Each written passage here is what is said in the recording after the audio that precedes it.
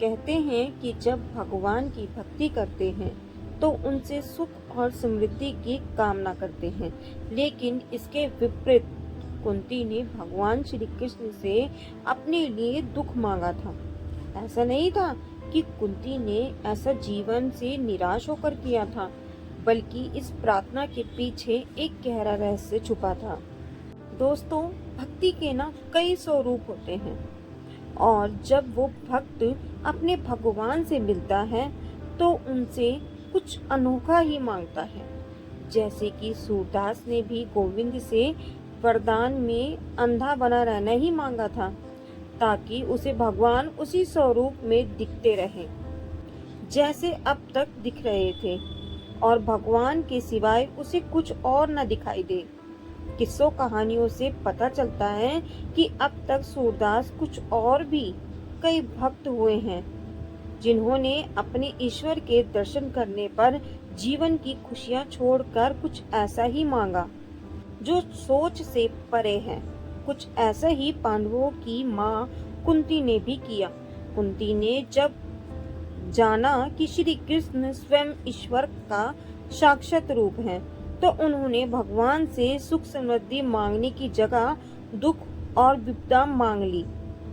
क्या आपने सोचा है कुंती ने ऐसा क्यों किया? तो चलिए इसकी कथा सुनाती हूँ।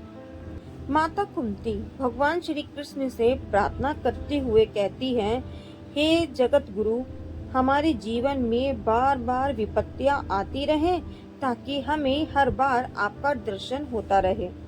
क्योंकि जब सुख आता है ना तो आप दृष्टि से ओझल हो जाते हैं।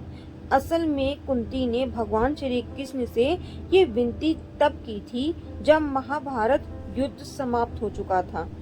पांडवों की भले ही विजय हुई थी, परंतु अपार विनाश और दुख का अनुभव चारों ओर था। कुंती भी इस युद्ध और अनगिनत मौतों की साक्षी बनी थी।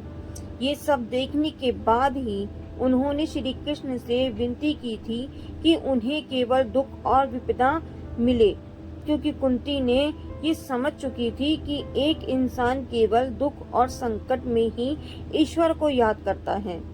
जब जब कुंती ने जीवन में कष्ट आया तो भगवान श्री कृष्ण स्वयं उपस्थित हुए, चाहे महाभारत का युद्ध हो या फिर वो लक्षागृह हो, वनवास का समय हो या द्रौपदी की लाज रक्षा हो। इसलिए कुंती ने कहा कि यदि विपत्तियों में भी तुम्हारा दर्शन होता है ना तो बार बार आती रहे। कुंती का अपने लिए दुख मांगना भगवान के साक्षात रूप का बार बार अनुभव करने का माध्यम था। उनका उद्देश्य किसी भी रूप में कृष्ण से जुड़ा बनाए रखना था, चाहे वो दुख के रूप में हो या कोई और या भावना केवल बिलारे संतोष सिद्धि भक्तों में ही देखने को मिलती है, और वो भी तब जब भक्त सुख नहीं केवल भगवान की निकटता चाहता है। कुंती की ये मांग भले ही बेहद अजीब थी, लेकिन उसमें ईश्वर को हमेशा पाने के लिए एक ललक थी। श्री कृष्ण कुंती की इस विनती से बेहद खुश हुए और उन्होंने कुंती को उसकी मांग के मुताबिक वरदान भी दे दिया।